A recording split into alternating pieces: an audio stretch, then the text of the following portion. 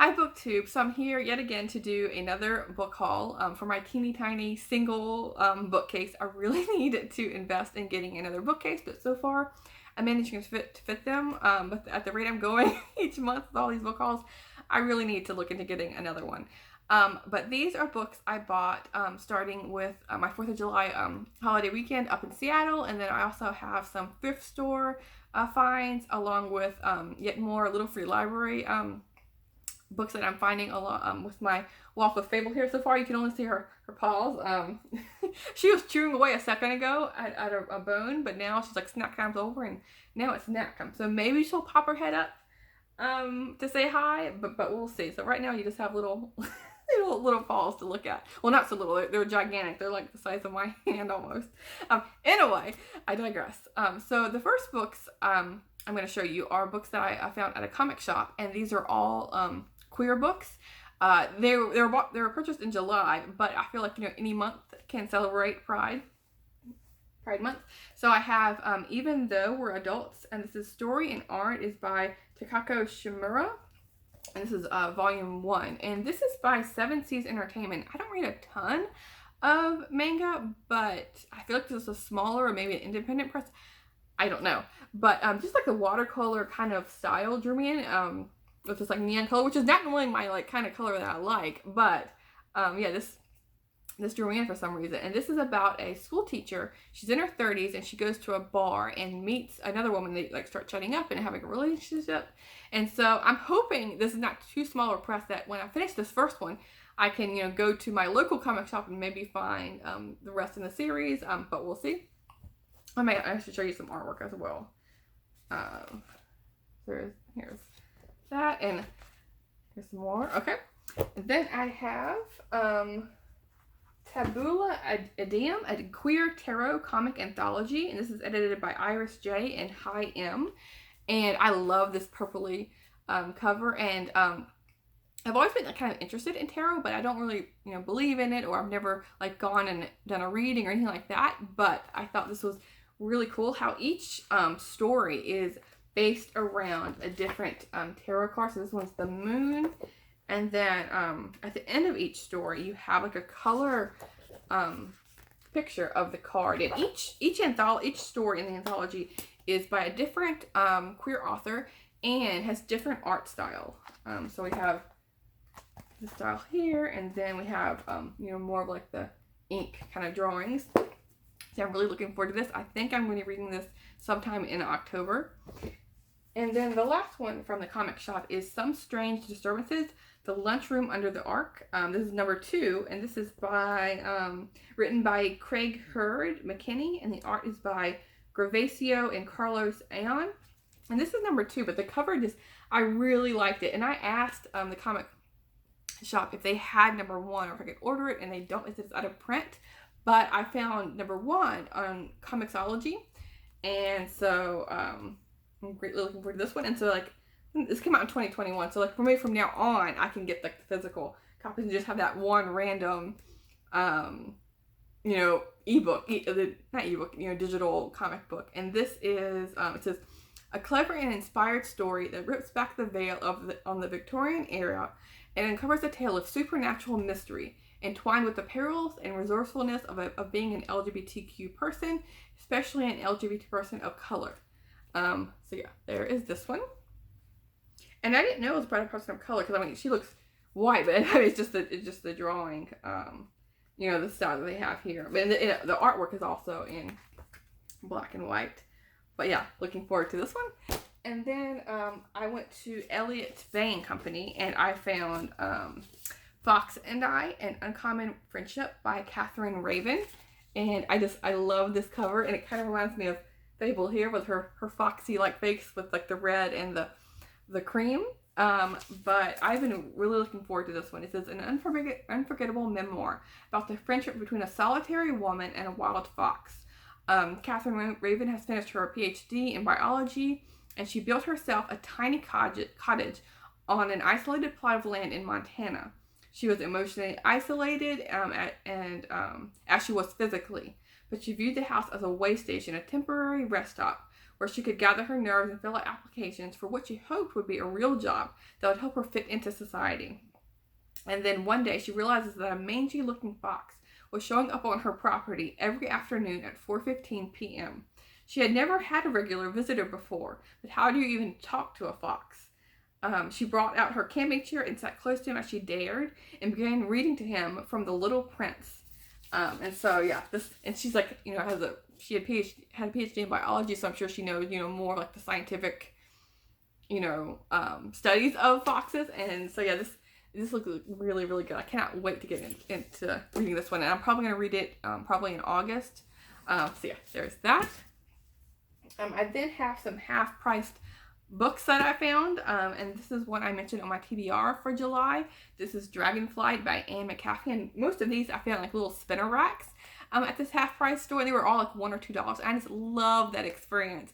More bookstores need those old spinner racks with like the mass market paperbacks, because I don't generally pick these up, but if they're like $1 or $2, then yeah, I am all for that. And so this is the first book in the Dragon Riders of Pern, and this is like even though there's dragons, I gather that it's like a sci-fi story. So we have this one.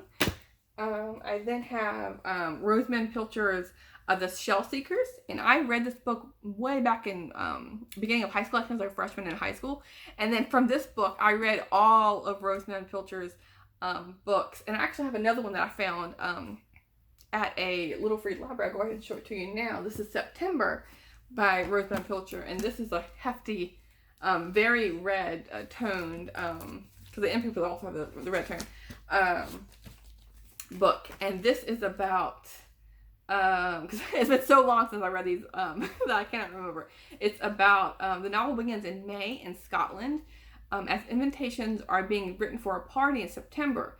And September is an extraordinary month in Scotland, when a brief but glorious summer is ending and the long gray winter has yet to begin. So this is about the story about a party, and so like the long gray winter is kind of like what I'm feeling here in Portland with all the gray rainy days. So yeah, this will be nice. Of course, I'm going to be reading this in September. And then The Shell Seekers, going back to this one, this is like I think her most well-known book, and it is pretty big, but I remember flying through it when I picked it up. And this is a captivating story of life and love that has touched the world. Let's see. It says, at the end of a long and useful life, Penelope Keeling's prized possession is the Shell Seekers, painted by her father and symbolizing her unconventional life from bohemian childhood to wartime romance. So yeah, it's like a long, like I think family saga of her story. And so yeah, there's that one. I then have Evergreen by Belva Plain, and I have never heard this author. I've never heard this book, but I was just drawn in by this cover, and like it seems like she has like lots of attitude, which I really liked. And this seems like another saga, and it says from Shuthill to Mansion. I feel like I'm pronouncing it wrong. The wonderful, rich epic of a woman's loves, a family's fortunes, and a century's hopes and tragedies. This is the intensely moving story of Anna Friedman, who came to the golden shores of America in search of a better life. A woman of captivating beauty, haunted by an illicit act of passion and torn by irreconcilable loves. And then I have the last one from Half Priced Books is Blue Lily, Lily Blue. This is book 3 in the Raven Boy cycle. And this was the last book I needed to complete my collection. And this is my favorite book of the Raven cycle. I always want to say the Raven Boy cycle, but no, this is the first book. It's the Raven cycle is the name of the quartet. Sorry if you have shaking fables, like gonna get up here now. So yeah, I love the covers, and the books are just fantastic. And this is following a group of friends. They're going through college, going through high school, making their way into becoming adults, and some are going to college, some are like, dealing with family drama. And so yeah, this is just great. And I feel like I'm not giving a good summary, a synopsis of this, but yeah. Okay, and then I'm going to go to my little free library finds. This is Debbie Macomber's Promise, Texas. And this is like a really nice edition. It's a bigger than a mass market, but I don't feel like I guess it's a trade paperback, but it doesn't exactly feel like that size. But she writes mainly books set in the Seattle Pacific Northwest area. And so see, this one that was written in set in Texas really drew me in. And I always like reading like Texas or like Western books in the summer. So I'm gonna hopefully be picking up this one up this summer. And you know, she writes, you know, really nice like romance stories, and so yeah, looking forward to that one. And then I have Beverly Lewis, the postcard, and I picked up 2 or 3 other books by Beverly Lewis at a little free library. And I don't know, I saw this one, and like it's not part of the same series as that one. I think this is a standalone, but I was like, you know, why not collect a bunch of Beverly Lewis? And then I can, like, when I feel like reading her, I can just dive right in. And she writes a lot of like Amish, and I think Christian fiction as well, or it might just be Amish. Maybe Amish is part of like in a way, a Christian sect. And this is growing up plain. Rachel Yoder dreamed of being a woman of confidence, like the hardy women and men of her ancestry. But unlike Gabriel Esch, her fiery great uncle, who preached out against age-old practices in the community and endured the shunning for his beliefs, Rachel was said to be born shy. After suffering the tragedy of early widowhood, she is so shattered by grief that even her young daughter has trouble coaxing Rachel out of her shell. Let's see. I then have Out of Nowhere by Ouida Sebastian, and it's like, I like the cover. It's like a, you know, desert. It's a kind of like a, I don't know, weird cover in a way, because it looks like the guy like was like obviously like photoshopped in, but this is about a guy, a teenager with his dog in the desert, and no one has ever asked Harley what he wants. Now he's looking for it on his own. He yanks his duffel bag from the car, and Harley knows he's never going back to his old life of lying and drifting around with his mother and her latest boyfriend. And so he's wandering around abandoned in the Arizona desert.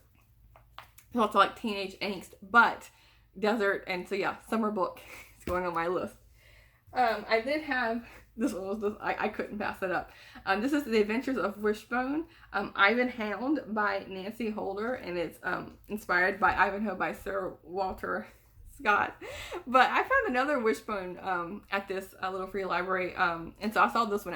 I could not resist. This is just oh my goodness, yeah, this is just for sure going on my pile. Plus I like reading classics in the fall and winter, so I'm going to be picking it up then. And I think I've read Ivanhoe, like, or I've tried reading. I believe I tried like 2 or 3 times, but maybe I can read this and like get my head like mentally prepared to read, you know, the real classic Ivanhoe. Let's see. I then have some more Newbery winners. This is Esperanza Rising by Pam Yunus Ryan, and this doesn't have the Newbery sticker, but I'm pretty sure this is on the list. And this is a Riches to Rags story. I then have What the Heart Wants by Virginia Wise. This is another Amish story. I just really like the sweet cover with the purpley tones. And maybe she's like part of a sheep herder family. It says, outgoing and irresponsible, young Christina has her choice of suitors, but she and her practical-minded older sister Hilda have built a thriving life in the rugged Pennsylvania backcountry. Hilda has given up her marriage dreams as foolish, and Christina vows she'll never marry until she finds her sister a husband. So when two handsome newcomers arrive, Christina engages in a bit of secret matchmaking with disastrous results. I then have Metal Cowboy by Joe Kermosky, and this title was like really what drew me in. And this is Joe Kermosky is dubbed the Metal Cowboy. A blind rancher he encountered one icy morning in Idaho has been addicted to the intoxicating freedom and power of the bicycle ever since he borrowed his big sister's banana seat bike at the age of 5. As he careens down the neighborhood hill, much to his parents' dismay, Joe set in motion what has become a lifelong love affair with the road and the wheel. And it's a true adventure and misadventures touring America on his bicycle. And so it's like kind of like a road trip, summer road trip, but on a bicycle, which will be interesting. And then I have another Newbery honor book. This is Inside Out and Back Again by Tanaha Lay. And I've seen this book mentioned from a couple of different booktubers. But yeah, I really love this like palm tree kind of cover. And this is for all the 10 years of her life, Hay has only known Saigon, the thrills of its markets, the joy of its traditions, and the warmth of her friends close by, and the beauty of her very own papaya tree. But now the Vietnam War has reached her home. Hai and her family are forced to flee as Saigon falls, and they board a ship headed toward hope. And so this is the moving story of one girl's year of change, dreams, grief, and healing as they journeys from one country to another and one life to the next. And then the last free library book is a Beverly Cleary book. This is Emily's Runaway Imagination. And I found quite a few Beverly Cleary's Ramona and Beezus stories, but I haven't. I think it might be a standalone, or I believe it's a standalone. But yeah, I saw Beverly Cleary and I'm like, okay, I need to own this because I just love her writing. This is Spunky Emily. Lives in an old farmhouse in Pitchfork, Oregon, at a time when automobiles are brand new inventions and libraries are a luxury few small towns can afford. Her runaway imagination leads her to bleach a horse, hold a very scary sleepover, and feed the hogs an unusual treat. But can she use her lively mind to help bring a library to Pitchfork? So yeah, like a bookish, curious child. I mean, yeah, I'm all over this one. Okay, so then I went to the beach, went out over the weekends, and I found like a book warehouse, like remainder books. So these are all new, but they were like something like 4 for $5, something like ridiculously cheap like that. So I picked 4 mass markets, and this is Days of Wine in Roquefort, a cheese shop mystery by Avery Ames, and she won the Agatha Award for To Brie or Not to Brie. I love these titles. This is a cozy mystery. It says Murder Like Roquefort Stinks. So cheese shop mystery. I then have Breach or Crust, a charmed pie shop mystery by Ellery Adams. And I think I've read a couple of books by Ellery Adams, or I've heard about her, something like she's on my radar somehow. So I have this one. I then have Rebel Without a Cake by Jacqueline Brady. And does it say what series this is from? And the previous book was The Cakes of Wrath. Okay, this is Piece of Cake Mysteries. So yeah, there's that. And then the last mass market I found was not a cozy mystery, but this is a Sand County Almanac with essays on conservation from Round River by Aldo Leopold.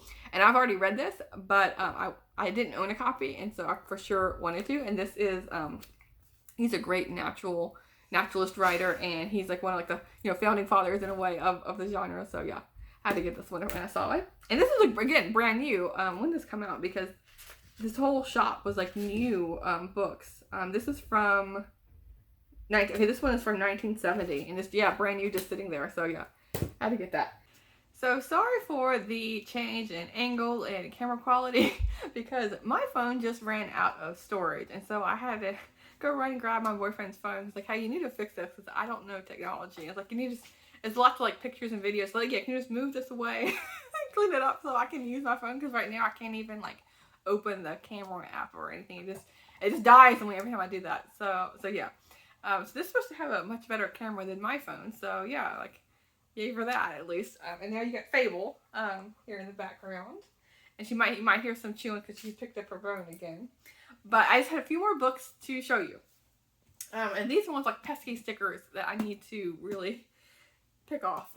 This is An Unfinished Life, John F. Kennedy, 1917 to 1963, by Robert Dallek. And I've read this book actually, and another book by him. He wrote an FDR book that I really enjoyed, and I like this one too. I listened to this on audio a couple of years, a year or two ago, and so, but I'm happy to read it again in the physical format. And I really find Kennedy fascinating. I read a historical fiction book about Jackie Kennedy last year or two. Again, my timeline, I can't remember, it was a year or two ago, called The Editor, that I really liked. And so the whole family is just fascinating to me. So yeah, I'm happy to give this a reread. I then have White Christmas Brides. This is like a bind up of different novellas. And I have another book in the same collection called A Prairie Christmas. And so I think maybe they're all going to be Christmas related.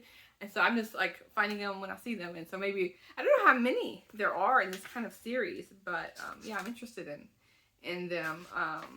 Like the historical fiction, old timey kind of stories. And maybe they're all set in Christmas. I don't know, but yeah. This was a nice find. And then I have Appalachia, Love Nestles into Four Mountain Towns. And this is by Irene Brand, Gina Fields, Joanne Grote, and Catherine Runyon. And I haven't heard of any of these authors, but I love a good Appalachian story. I grew up like right near the Appalachian Mountains, and so yeah, the Blue Ridge Mountains, all of that is it's just home to me, like literally. And so yeah, this is the mist-covered mountains are a haven for four women who have been bruised by the pace of the modern world. With the gentle strength of mountain people, lull them back to a perspective of peace and faith. So this might be a faith-based story. I'm not sure, but yeah, I'm happy to have this one. And continuing on with my books that include, you know, lots of books, like it's like, you know, 3 or 4 books in each one. I have Jeanette Oakes' The Canadian West Saga series, and this includes When Calls the Heart, When Breaks the Dawn, When Comes the Spring, and When Hope Springs New. And I couldn't remember because I recently picked up Jeanette Oakes like 2 months ago or so, and turns out that these are the same as this one. This is just has one more book than, because I have 3 here. I have books 1, 3, and 4. So I needed 2, and this one has the second one in it. So I'm most likely going to be keeping this over this bind up, but so like maybe I could read 1, 2, 3, 4. I don't know. But I think there's more than this. I read this series. I think there's like 6 or 7, 8 books in this series. So these are just bind ups of 4. And so along with this one, I found one that I didn't have, which is Seasons of the Heart, and by Jeanette Oakes. And this includes Once Upon a Summer, Winds of Autumn, Winter is Not Forever, and Spring's Gentle Promise. And I have recently read, actually before finding this book, I had just read Once Upon a Summer like the week before. So, you know, that's why Jeanette Oakes was on my mind when I went into the store. But I had read this one right here. So yeah, I was happy to find this one. And even though it's not winter or spring right now, I'm probably just going to keep, since I just read the first one in the series, I'm probably just going to go straight forward into reading books 2 through 4 sometime over the summer. And then the last one is Love's Unfolding Dream by Jeanette Oakes. And this is part of the Love Comes Softly series. And this is book 6. And I've only read, I think, book 1 and like a book that's kind of like a continuation of the series, like way like books like, I don't know, like 14 or 15, something like that. So but I like this kind of cover, so maybe I can find that whole set. Kind of that's really that series is really popular because there's a TV show after this one. There might be a TV show, The Canadian West, as well. I haven't watched any of them. I just like kind of vaguely heard about them. So yeah, you probably know more about them than I do, maybe, because I don't watch like a lot of TV at all. I watch BookTube and I read books, and that's my entertainment right there. So yeah, those are all the books I bought in July or picked up. And so yeah, let me know if you read these books, and I will talk to you soon. Thanks, BookTube.